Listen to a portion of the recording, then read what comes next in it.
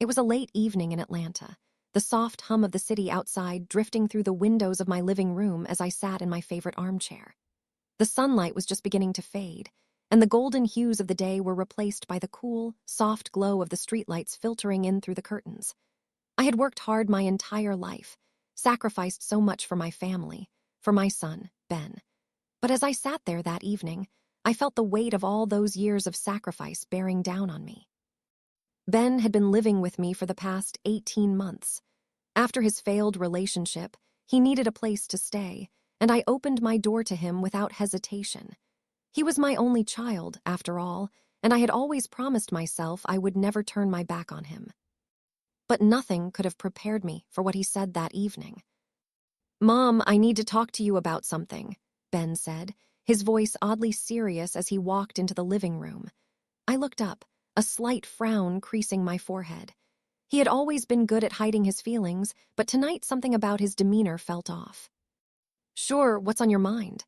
I smiled gently, trying to ease the tension in the air, though I had no idea what was coming next. Ben took a deep breath before sitting down across from me. His eyes were downcast, and for the first time in a long while, I saw a flicker of uncertainty in them. My heart sank. Something was wrong. "Mom, I've been thinking," he began slowly, his hands fidgeting in his lap. "I need half of your pension." The words hit me like a slap in the face. "Ben, what? What do you mean, half of my pension?" My voice faltered as I tried to process what I had just heard. "I need it," he repeated, looking up at me. "I've got plans, and I've been living rent-free here for over a year. I think it's only fair you help me out. After all, you're going to retire soon, right?" I stared at him, my heart racing. Was he serious?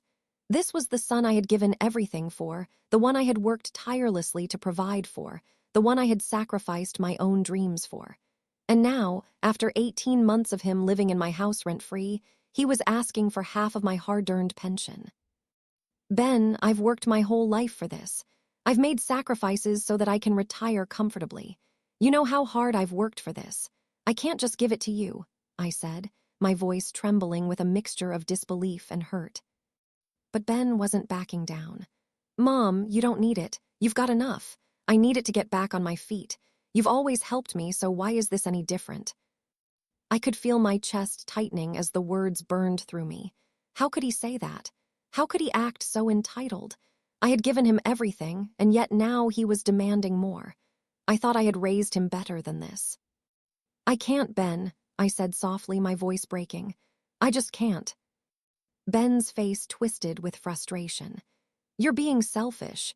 I've been here for so long, and all I'm asking for is what's fair. I'm your son. Don't you want to help me?" I swallowed hard, the weight of his words sinking into me like a cold stone. I had always been the one to help him, to be there for him, no matter what. But this was too much. I was angry, heartbroken, and confused all at once. The silence between us stretched, thick and suffocating. I wanted to say so much, to tell him how I had sacrificed my own happiness for him, how I had always put his needs before mine.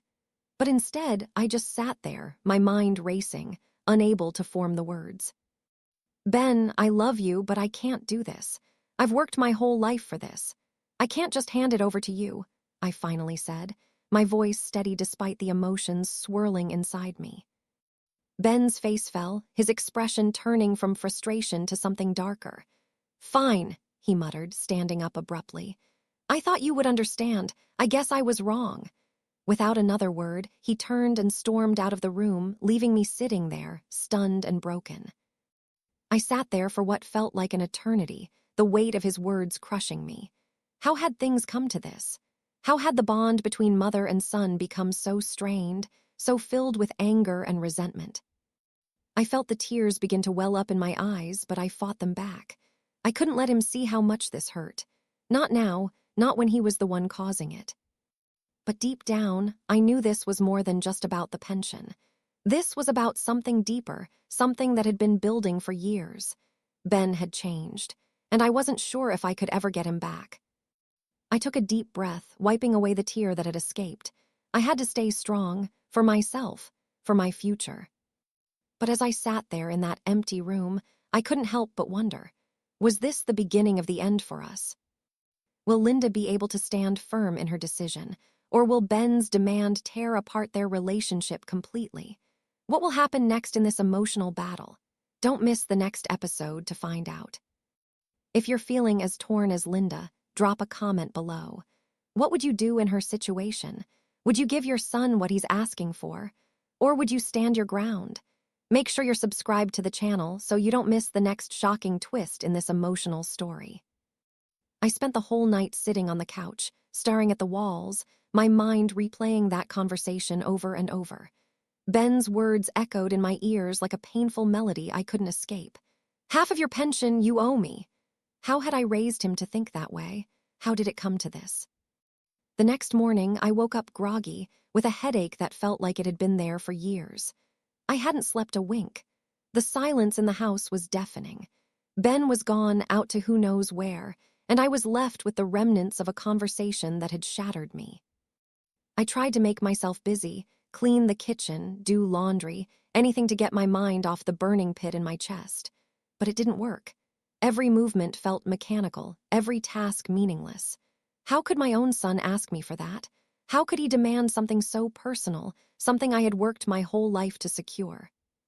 I didn't know what hurt more, the request itself or the look in Ben's eyes when he asked for it. The sense of entitlement, the arrogance, as if I owed him something. It was like he didn't even see the sacrifices I'd made, the years of struggle, the late nights, the missed opportunities. All of it for him. As I stood by the kitchen counter, chopping vegetables for dinner, my phone buzzed. I looked down at the screen, my heart skipping a beat when I saw who it was, Carolyn, my best friend. She had been a constant support in my life, someone who knew me better than anyone. I needed to talk to her, needed someone who would understand what I was going through. I quickly answered. "Hey, Carolyn," I said, trying to sound casual, though my voice cracked under the weight of emotion. "Linda, how are you holding up?" Her voice was gentle. But there was a note of concern that made my throat tighten. "I don't know, Carolyn. I don't know what to do. Ben, he asked for half of my pension." My voice broke as I said the words out loud. It sounded even worse when I spoke them, like something out of a nightmare. There was a pause on the other end of the line, and I could almost feel Carolyn's heart sinking along with mine. "Oh, Linda, I'm so sorry." She paused, then added, "You've been so good to him, always there for him, but you need to ask yourself if this is the right thing to do." "I know, but it's hard. He's my son, Carolyn. I've always been there for him. I've always made sacrifices for him. And now this, I just don't know if I can handle it." She sighed. "I know, honey, but think about this. Maybe you've been enabling him. You've always made it easy for him to take without giving anything back. And now, when it matters most, he's asking for something that's yours to keep." Her words hit me like a slap across the face. Enabling him. Had I been too kind? Too giving? I thought back to all the times I had let Ben get away with things, the times I'd given in because he'd been going through a tough time. Was I the one to blame for this sense of entitlement? "Linda, you can't keep sacrificing your happiness for him. You've done enough. It's time to think about yourself now." Carolyn's voice was firm, as if she had seen something in me I had never allowed myself to see. I took a deep breath. I knew she was right. I had always put Ben first, always. I had done everything to ensure he had what he needed, even when it meant going without. But now it was time for me to be strong, time for me to make the hardest decision of my life. The next few days were a blur. Ben barely spoke to me, and when he did, his words were laced with bitterness. "You don't care about me," he said one evening after I had refused to give him the money. "You've always been selfish. I've been living here for a year and a half, and now you want to turn your back on me." His words cut deep, but I stood firm. Every ounce of me wanted to give in, to tell him that everything would be okay, that I would help him. But I couldn't. I couldn't sacrifice my future, the life I had worked so hard to build, just to appease his greed. Then, a few days later, I heard the first of many whispers. Ben had started telling the rest of the family that I was being selfish, that I had refused to help him, that I was denying him what he deserved. And just like that, the seed of doubt was planted. I felt the sting of betrayal as I learned that my own family was questioning me. Deborah, my sister, called me up one evening, her voice laced with confusion. Linda, what's going on? Ben says you're refusing to help him. You've always been there for him. Why are you doing this now? I'm not refusing to help him, Deborah. I just can't give him half of my pension. I've worked hard for that money, I said, trying to remain calm. But Linda, he's your son. Don't you want to help him get back on his feet? I've helped him more than enough, Deborah. I've given him everything I can. He's got to learn that he can't keep relying on me forever. But Deborah didn't seem to understand. Linda, I just don't know. It doesn't sound like you're being fair. I felt my chest tighten as I hung up the phone. Even my own sister didn't understand. It was as if everyone had turned their backs on me, siding with Ben without knowing the whole story. How could they not see what I was going through? How could they not understand how much I had sacrificed, how much I had given up? The emotional weight of it all felt unbearable. I had never felt so alone. Days turned into weeks, and the tension between Ben and me grew. Every time I saw him, there was a new accusation, a new attack on my character. He called me selfish. He called me heartless. And as much as I hated to admit it, his words were starting to sink in. One evening, as I was sitting in the living room, my phone buzzed with a message from Samantha, Ben's girlfriend. I had never been close to her, but I had always tried to be cordial. The message read, "Ben's planning something big. He's not going to let this go. You need to be careful." My heart dropped. What was Ben planning? What lengths was he willing to go to? And more importantly, was I strong enough to handle whatever was coming my way? What is Ben planning, and will Linda be able to stop him? Can she protect herself and her hard-earned future, or will Ben's manipulation take things even further? What do you think? Is Linda right to stand her ground, or is she being too harsh? Let us know your thoughts in the comments below. I had spent the last few weeks in a haze. Ben's behavior weighed on me like a constant shadow, lingering in every corner of the house. The tension was unbearable. Each day felt like I was walking on eggshells, unsure of what Ben would do or say next. His anger had only grown, and I was finding it harder and harder to keep my emotions in check. But something inside me had begun to shift. I had always been the one to give, always the one to sacrifice for Ben. But at what cost? What had I been giving up all these years? My happiness, my peace, my future. The pension I had worked so hard for was my safety net, the one thing I could rely on when everything else fell apart. And now Ben wanted a piece of it. One evening, after another tense day with Ben barely acknowledging my presence, I found myself standing in the kitchen, staring at the pots simmering on the stove, my mind racing. It was time. I could feel it deep in my bones. It was time to take control of my life again. No more letting Ben walk all over me. No more letting him dictate my future. I took a deep breath and picked up my phone. I had already scheduled a meeting with James Green, the lawyer who had helped my friend Elaine in a similar situation. I had been hesitant at first. Was I really prepared to take legal action against my own son? But Carolyn's words kept echoing in my mind. "You've done enough. It's time to think about yourself now." The next morning, I stood outside James Green's office, my heart pounding in my chest. I had never been in this position before. I had never had to fight for something that was mine in such a way. But I knew it was the only way. I had to protect myself, and I had to protect my future. James greeted me with a firm handshake, his professional demeanor putting me at ease. We sat down, and I explained everything. How Ben had asked for half of my pension, how he had started spreading lies about me to the family, how he had tried to manipulate me at every turn. As I spoke, I could feel the tears threatening to spill, but I held them back. I wasn't going to cry, not now. James listened intently, nodding along as I spoke. When I finished, he leaned back in his chair, tapping his pen on the desk. "Linda," he said, his voice calm but firm. "You have legal options. You don't have to give him the pension, and you certainly don't have to let him manipulate you like this. I can help you draw up a legal agreement that will protect your assets, and if he tries to take anything from you, we can take action." I felt a sense of relief wash over me, but it was quickly replaced by a wave of guilt. Was I really willing to go this far? Was I prepared to fight my own son in court? But as I left James' office, I knew there was no other choice.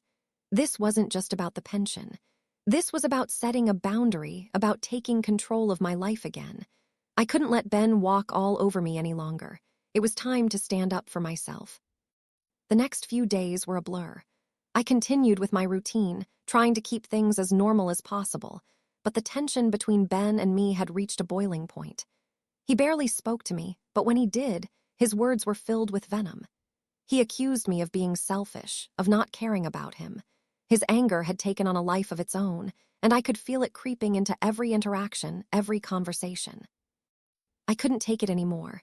That night after dinner, I called Ben into the living room. My heart was racing, but I knew what I had to do. I had to confront him once and for all. "Ben," I said, my voice shaking but determined, "we need to talk." He sat down across from me, his eyes narrowing as he crossed his arms over his chest. "What now, Mom?" His tone was dismissive, like he had already made up his mind about everything. "I've been thinking a lot about what you asked," I began, my voice steadying as I spoke. "And I've decided that I can't give you half of my pension." Ben's expression hardened. "What do you mean You owe me, Mom. I've been living here for over a year and a half. I've helped you with things, you have enough. Why won't you just help me?" His words stung, but I stood my ground. "I've helped you more than enough, Ben. I've given you everything I have. But this is where I draw the line. I can't give you half of my future." Ben's face turned red with anger. "You're unbelievable. I can't believe you're doing this. You've always been so selfish. I thought you were different, Mom." I took a deep breath, my heart pounding in my chest. "I've always put you first, Ben. I've always done what I thought was best for you. But you can't keep using me like this. You're a grown man now. It's time for you to take responsibility for your own life." The words hung in the air between us like a heavy weight. For a moment, I thought he was going to explode.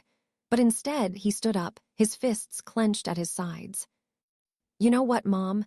Fine, I don't need your money, but you've just lost me. I'm done with you," he spat, his voice full of venom. My heart shattered as he stormed out of the room.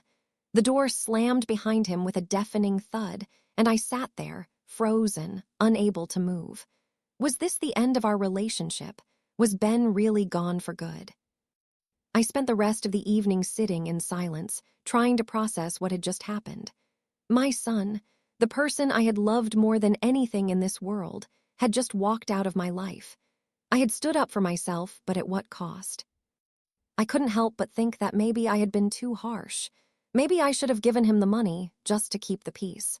But deep down, I knew I had done the right thing. I couldn't keep enabling him. I couldn't keep sacrificing my future just to make him happy. But still, the doubt gnawed at me. Was this really the end? Had I lost my son forever? As Linda faces the painful reality of her decision, she wonders, will Ben come back? Is there any way to repair the relationship? Or has her choice sealed their fate forever? The days that followed Ben's outburst felt like I was walking through a fog. Each morning, I woke up with the sinking feeling that the space between Ben and me was growing too wide to bridge. My son, the boy I had raised, the one I had poured my heart and soul into, was slipping away from me, and I couldn't do anything to stop it. For the first time in what felt like forever, my home felt like a foreign place. The laughter, the easy chatter, the warmth we used to share, gone. The silence between Ben and me was deafening. I had hoped that time would heal things, that maybe he would come around. But each passing day seemed to bring more distance, more resentment. Then, a week later, it happened. I was in the kitchen, putting the finishing touches on dinner when my phone buzzed. It was a message from Deborah, my sister. My heart skipped a beat as I read her text. "Linda, what's going on? Ben is telling everyone you're being selfish. He says you're refusing to help him after all he's done for you." I stood frozen in place, the knife still in my hand. My pulse began to race. Was he really doing this? Was he spreading lies about me to the family? After everything I had done for him, this was how he repaid me. I tried to steady my breath, but the anger was already bubbling up, threatening to explode. I quickly typed a reply, trying to keep my composure. "Deborah, I don't know where this is coming from, but I'm not refusing to help him. I just can't give him half of my pension. I've done enough. The reply came almost instantly. Linda, I don't know. This doesn't sound right. Ben said you're being greedy, that you don't care about him anymore. He's been really upset, and now people are starting to question you. I felt the room closing in around me. What was happening? My son, my flesh and blood, was turning the family against me. How could he do this? How could he twist the truth and make me out to be the villain? The message was like a slap in the face. Ben wasn't just angry at me, he was telling everyone I was the bad guy. And now, my own sister was questioning my actions. I could feel the weight of the situation pressing down on me, suffocating me. The rest of the evening passed in a blur. I could hardly focus on anything. My thoughts kept racing, replaying the conversations I had with Ben, the betrayal, the lies, and now this, a full-on attack on my character. How had we come to this? The next morning, I decided I couldn't sit back and let him destroy everything I had worked for. I had to confront him. This had gone too far. I couldn't let him turn the rest of the family against me. I couldn't let him manipulate everyone like this. I sent him a text, asking him to meet me at the park. The one place where we used to go when he was younger, to talk, to clear our heads. It was the last place I thought I'd ever be with him now, but I had to try. He agreed. I arrived early, sitting on the same bench where Ben and I had spent hours talking, laughing, even crying when he was a teenager. I remembered the day he had told me he was going to college, how proud I had been. Those memories seemed so distant now, so fragile, like they had never truly existed. I heard footsteps approaching, and I looked up to see Ben walking toward me. His face was hard, his eyes cold. I barely recognized him anymore. He sat down next to me without a word. We were both quiet for a moment, the weight of everything that had happened hanging between us like a dark cloud. Finally, I spoke, my voice steady but filled with emotion. Ben, what is this? Why are you telling everyone I'm being selfish? You know that's not true. I've always been there for you, always helped you when you needed it. Why are you doing this? Ben didn't look at me. His gaze was focused on the ground, his jaw clenched tight. You don't get it, do you, Mom? He said, his voice cold and distant. I've been living in your house for a year and a half, rent-free. You've given me everything, but when I ask for something in return, you turn your back on me. You're the one who's being selfish. My heart sank. How had he twisted it so completely? How had he convinced himself that I owed him something? Ben, I said softly, my voice trembling, this isn't about being selfish. This is about my future. This is my pension. I've worked my entire life for this, and I can't just give it away. You've had your share of help. It's time for you to start standing on your own 2 feet. He finally looked at me, and there was a flash of anger in his eyes. You think you're the only one who's struggled. You think I haven't had to fight for everything. You're always telling me to grow up, to take responsibility, but when I ask for something from you, you act like I'm asking for the world. His words stung, but I kept my ground. I'm not asking you to do everything on your own, Ben, but you can't expect me to keep giving and giving without considering what I need too. You have to start taking responsibility for yourself. There was a long silence as Ben looked away, his expression unreadable. I could see the hurt in his eyes, but I wasn't sure if it was aimed at me or if he was just trying to justify his own actions. Ben, please, I whispered, don't do this. You're tearing us apart. I can't keep living like this. For a moment, I thought he was going to say something, to apologize or explain himself, but instead, he stood up abruptly. You don't get it, Mom, he said, his voice sharp. I don't need your help. I don't need anything from you anymore. I'm done. And with that, he turned and walked away. I sat there, staring at his retreating back, my heart breaking all over again. How had it come to this? How had my son become a stranger to me? I left the park feeling empty, hollow. The conversation had done nothing to heal the wound between us. If anything, it had made the rift even wider. I didn't know what to do anymore. How could I fix this? How could I make him understand? I spent the rest of the day in a daze, walking around the house aimlessly. It felt like my world had crumbled in just a few short days. The person I had loved most in this world, the one I had given everything for, had turned against me. And now, even my own family was questioning me. That night, as I lay in bed staring at the ceiling, I couldn't shake the feeling that something was off. Ben was angry, yes, but something felt deeper. Something had changed in him that I couldn't quite grasp. Then, as I turned over to try to sleep, my phone buzzed. It was a text from Carolyn. "Linda, Ben's been telling everyone that you've been hiding money from him. He's saying you've been keeping it all to yourself, that you've been lying about your pension." I stared at the message, my heart dropping into my stomach. How much further was Ben willing to go? Is Ben really willing to go this far? Is he willing to destroy everything, including his relationship with Linda, to get what he thinks he deserves? And will Linda be able to stop him before it's too late? The following days felt like a blur, a whirlwind of emotions and unanswered questions. I had never felt so alone, so abandoned by my own son. Ben's accusations were eating at me, each one a cruel reminder of how deep the betrayal ran. It was like he was trying to paint me as the villain in our story, when all I had ever done was try to be a good mother. But it wasn't just the lies that stung. It was the way he had twisted everything I had done for him, as if all the sacrifices I had made didn't matter anymore. It was as if nothing I had given him over the years meant a damn thing, and that hurt more than I was willing to admit. I spent my days mulling over the situation, replaying every conversation with Ben in my mind. He had always been so different, so determined, but this new version of him, the entitled, angry young man who had no respect for me or what I had done for him, was a stranger to me.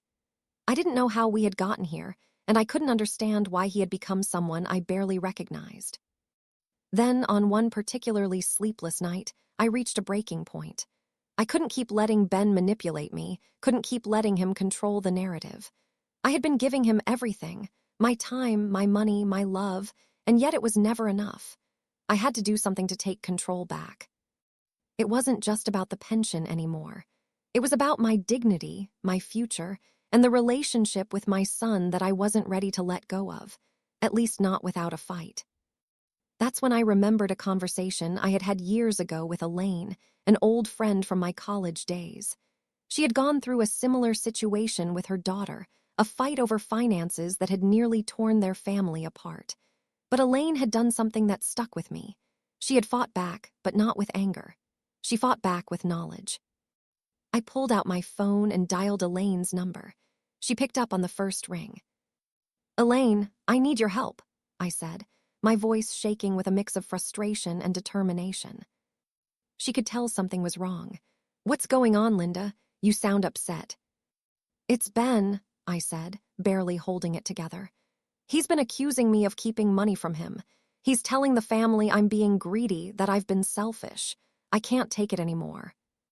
Elaine was silent for a moment. I knew she was trying to process what I had said. "Linda, you've always been the one to give, always the one to put everyone else first. But you can't keep doing that. Not anymore." I nodded even though she couldn't see me. "I know, Elaine, but what do I do? How do I fix this? I don't want to lose my son, but I can't let him take everything from me either." Elaine sighed, her voice gentle but firm. "Listen, you need to take control of this. You can't let him destroy you with lies and manipulation. I went through something similar, and the only way I got through it was by getting legal advice. You need to know your rights, Linda. You can't just let him walk all over you. You've worked too hard for this." Her words struck a chord in me. I knew she was right. I had to start thinking about myself, about my future. And the first step was to protect what I had spent my life building. I wasn't going to let Ben destroy everything because of his sense of entitlement. The next morning, I wasted no time. I called a lawyer, James Green, who had helped Elaine years ago. I was nervous, but I knew it was the only way forward. I had to make sure that Ben's claims didn't have a legal foundation. I had to take action. James agreed to meet with me, and we scheduled a consultation for the following afternoon. As the time grew nearer, I felt a mixture of fear and determination. I had no idea what the lawyer would say, but I had to do something.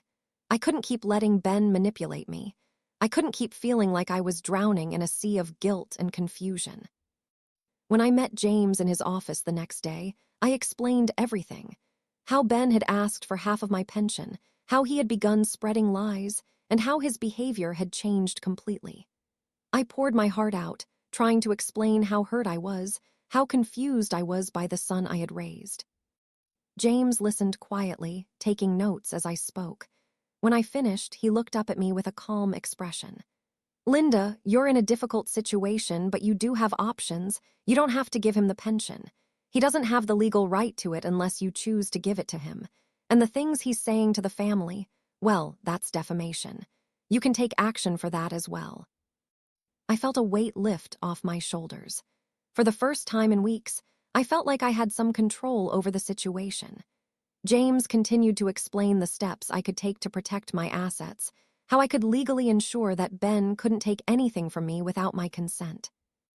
"Linda," James said, leaning forward slightly, "I understand how emotional this situation is for you, but you need to be firm. Ben is a grown man now.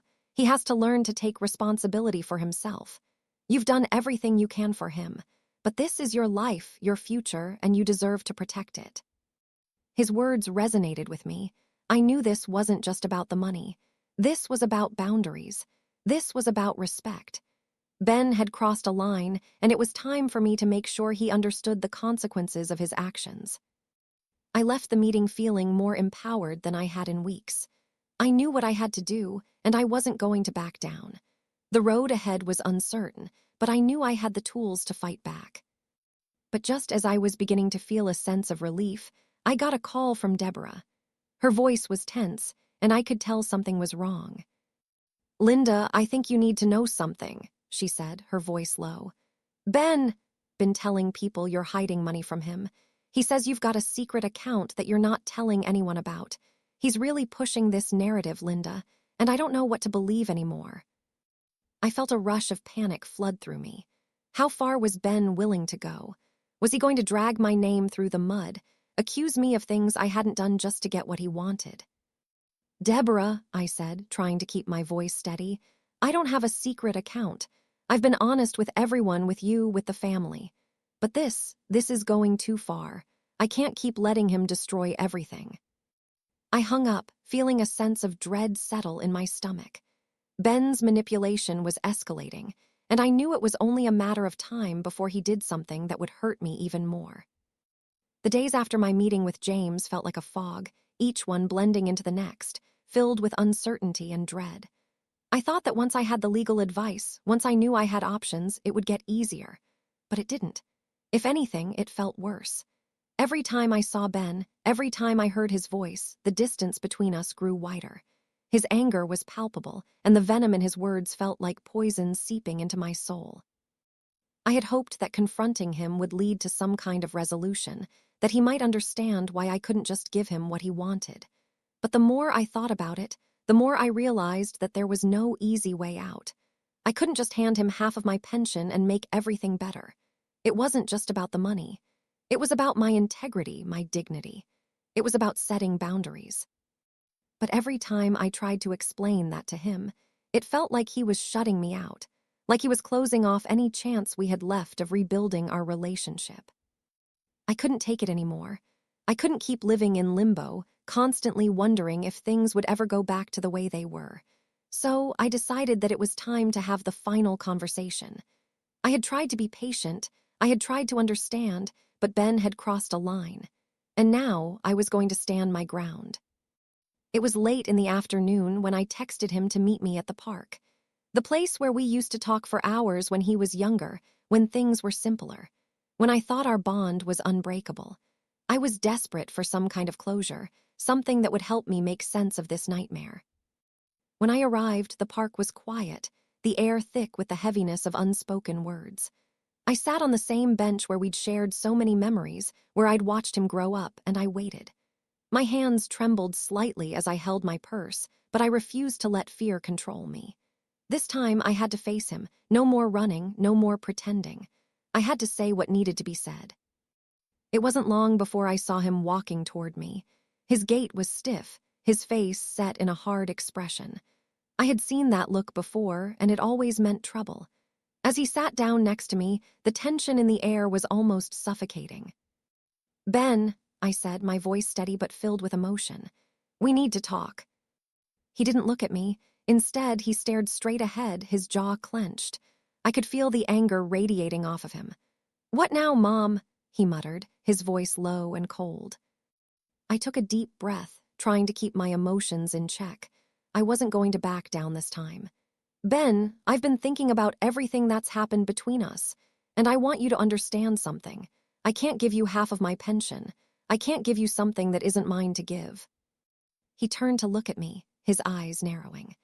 "You've always been so focused on your own life, on your own future. What about me, Mom?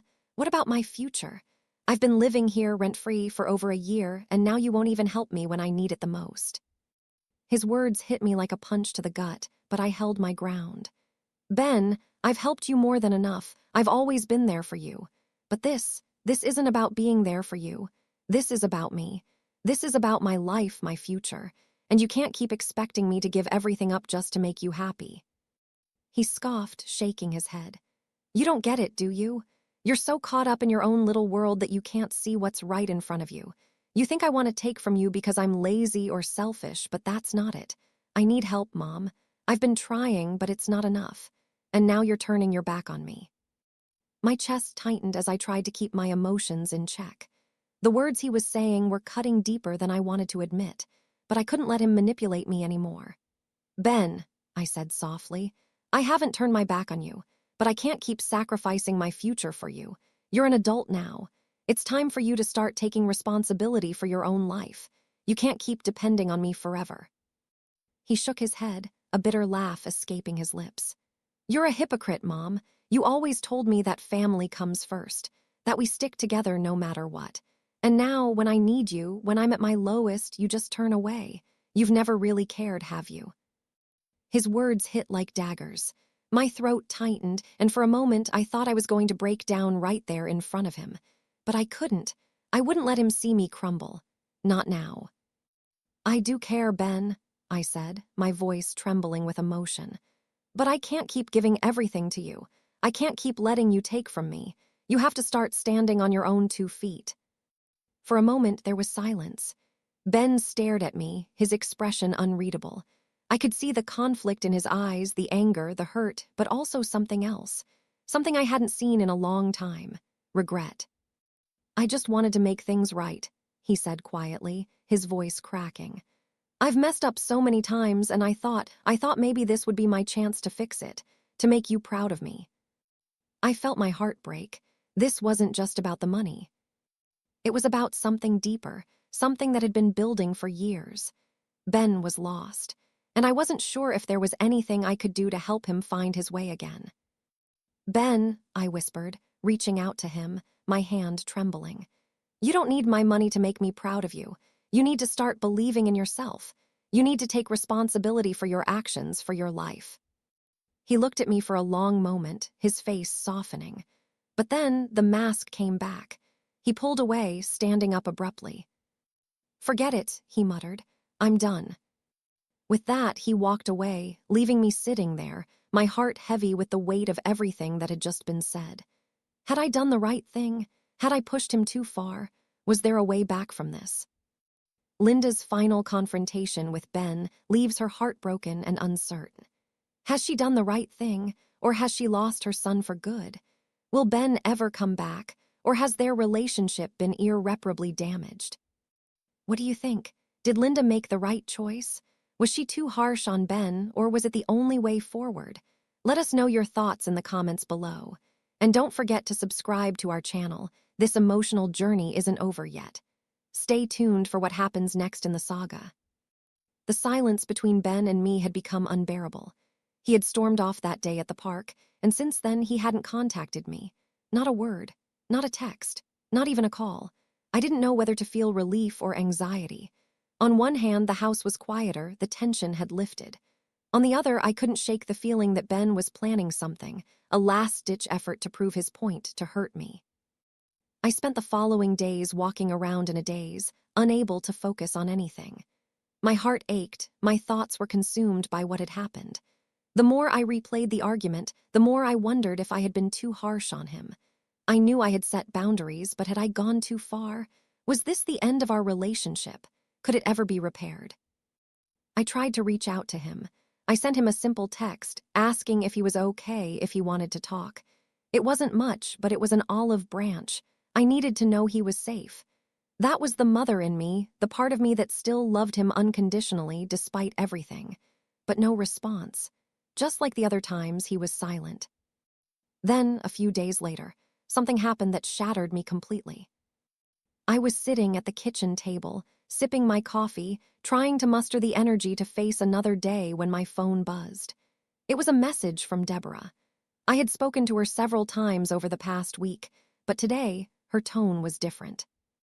"Linda, I think you need to know something." I felt a sudden chill run down my spine as I opened the message. "Ben, been telling everyone that you've been hiding money from him. He says you've got a secret account, that you're not being honest about your pension. He's really pushing this narrative, Linda, and I'm hearing it from other people too." I sat there, frozen, staring at the screen. My hands trembled as I reread the message. A secret account, hiding money. The words spun around in my head like a whirlwind. I couldn't breathe. How had he gotten to this point? How had he twisted everything so completely? This wasn't just about the pension anymore. This wasn't about me being selfish. Now he was accusing me of things I hadn't done, trying to turn everyone against me with lies. And worse, he had dragged my family into this, questioning my integrity, accusing me of hiding things from them. I felt my heart sink into my stomach. The betrayal was deep, but this was something else entirely. He wasn't just upset anymore. He was trying to ruin me. I dialed Deborah's number immediately, my heart racing in my chest. The phone rang several times before she picked up.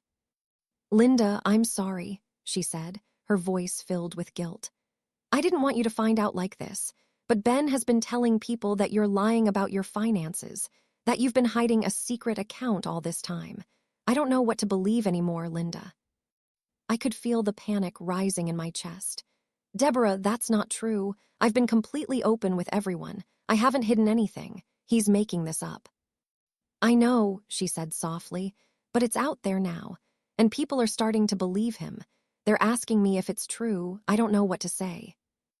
I took a deep breath, trying to steady myself. "Ben is lying. He's angry, and he's doing everything he can to destroy me. He's spreading rumors, Deborah, and now I feel like I'm losing everyone. This isn't just about the money anymore. It's about me. It's about who I am." She was quiet for a moment before responding. "Linda, I'm sorry. I wish I could do more to help you. I really do. But right now, I don't know what to believe." I hung up, the weight of her words settling heavily in my chest. The house felt even emptier now. I was alone in a way I had never been before. My own son, the person I had given everything for, was trying to destroy me. And now, even my sister wasn't sure who to believe. I needed answers. I needed to confront Ben. This had gone too far. The lies, the manipulation, it had to stop. I couldn't let him tear apart my family, my reputation, my life, all because of his anger and entitlement. So I did what I had been avoiding. I went to his apartment. When I arrived at the building, my heart was pounding in my chest. I hadn't seen Ben in over a week, and I didn't know what to expect. Would he even let me in? Would he slam the door in my face? Would he try to turn the situation on me again? I took a deep breath and pressed the buzzer. "Mom," Ben's voice crackled through the intercom, surprised but guarded. "What do you want?" "I need to talk to you," I said, my voice firm but steady. There was a pause before he buzzed me in. When I reached his door, I hesitated for a moment. This was it. There was no going back now. I knocked. Ben opened the door, and for the first time in a long while, I saw a flicker of guilt in his eyes. But it quickly disappeared as his anger took over. "Mom, what are you doing here?" He crossed his arms, standing in the doorway, blocking my entry. "I told you I don't want to talk to you." "I don't care what you want," I said, my voice shaking but strong. "We need to talk. You've been telling everyone I'm hiding money from you, that I have a secret account. That's not true, Ben. And I'm not going to let you ruin my name, my reputation." Ben's face turned red with anger. You don't get it, do you? You've always had everything and I've had nothing. You never gave me a chance. You don't care about me. You never did. I felt a knot form in my throat. Ben, this isn't about the money. It's not about me not caring about you. It's about you learning to take responsibility for your life. I can't keep carrying you. I can't keep giving you everything. I've sacrificed so much for you, but this is where I draw the line. He looked at me for a moment, his eyes filled with anger and something else. Regret, maybe. Or was it just another excuse to manipulate me? I couldn't tell anymore. You've never understood what it's like, Mom, Ben said quietly. You've never understood what I've been through. I thought you were the one person who would always have my back. But now, I see you for what you really are. My heart cracked as he stepped back, closing the door between us. Ben, I whispered, my voice breaking, I love you, but I can't keep doing this. You've got to stop blaming me for everything that's wrong in your life. And with that, the door shut. I stood there, stunned, unable to move. He had closed the door, not just on me, but on any chance of reconciliation. The truth was clear. Ben had gone too far, and I wasn't sure there was a way back from this. Has Ben's anger and betrayal gone too far? What will happen to their relationship? Will Linda ever get through to Ben, or is their bond beyond repair? I stood outside Ben's apartment, my heart racing in my chest, my mind in turmoil.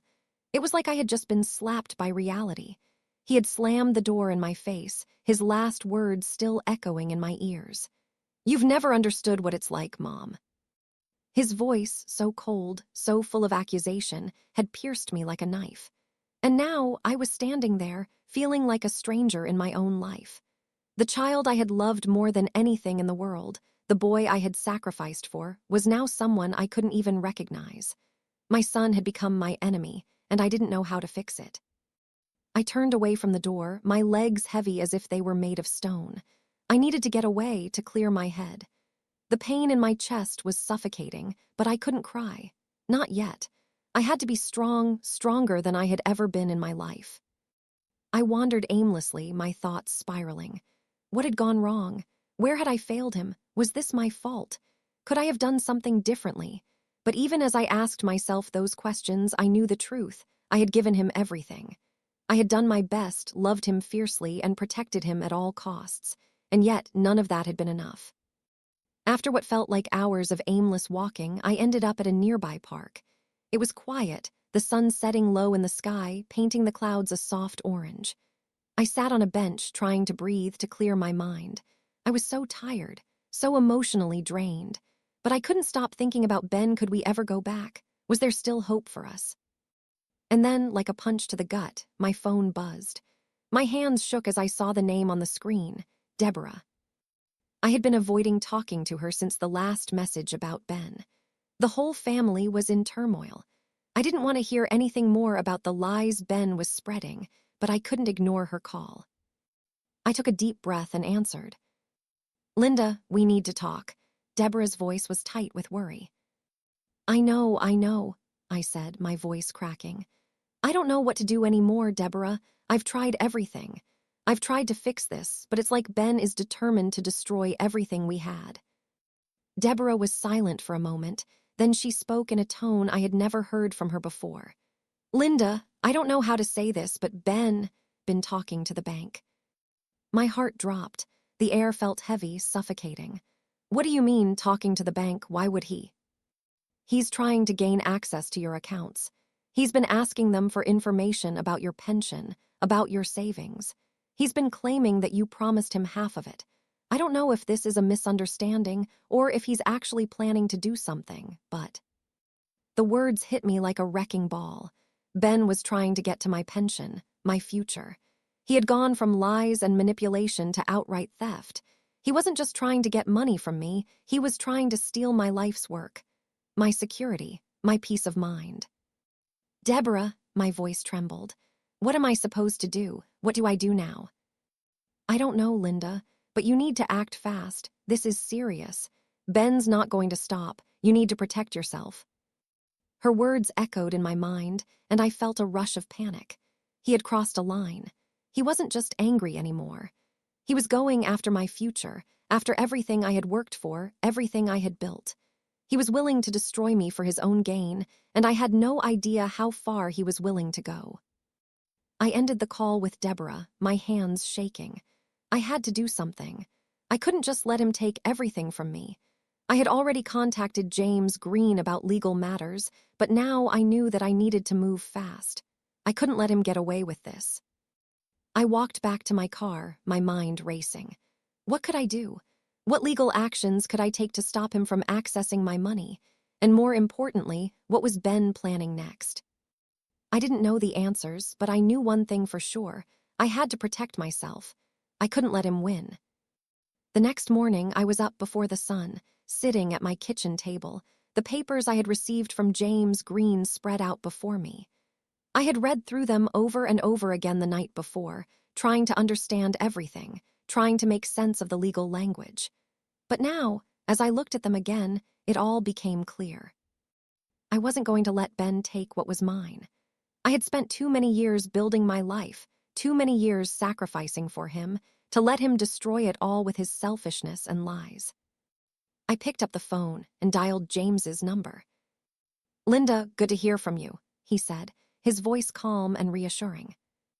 "James, I need your help," I said, my voice steady despite the panic in my chest. "Ben," trying to access my accounts. "He's going after my pension. I need to know what I can do to stop him." "Linda, we've already discussed your options," he replied, his tone serious. "You can take legal action against him for defamation, and you can protect your pension by filing a formal injunction. But we need to move quickly. The longer you wait, the harder it will be to stop him." I felt a rush of determination wash over me. "Then let's do it. I won't let him take everything I've worked for. I won't let him destroy me." Hours later, I found myself standing in front of a judge, the paperwork in hand, the weight of what I was about to do settling heavily on my shoulders. This wasn't just about money anymore. This was about my future, about protecting myself from someone who had once been my flesh and blood. The judge listened carefully as I explained the situation, the lies Ben had spread, his attempts to access my accounts. When I finished, he nodded gravely. "Mrs. Thompson," the judge said, his voice firm, "I understand the gravity of your situation. We will file an injunction immediately to protect your assets. This is not a matter to be taken lightly." I nodded, feeling a sense of relief for the first time in weeks. The legal battle wasn't over, but I had taken the first step toward protecting myself. But as I left the courthouse, I couldn't shake the nagging feeling in the back of my mind. What was Ben planning next? Would he accept defeat, or would he escalate things even further? And then, as I stepped into my car, my phone buzzed. It was a message from Ben. "I know what you're doing, Mom. This isn't over. Thanks for watching.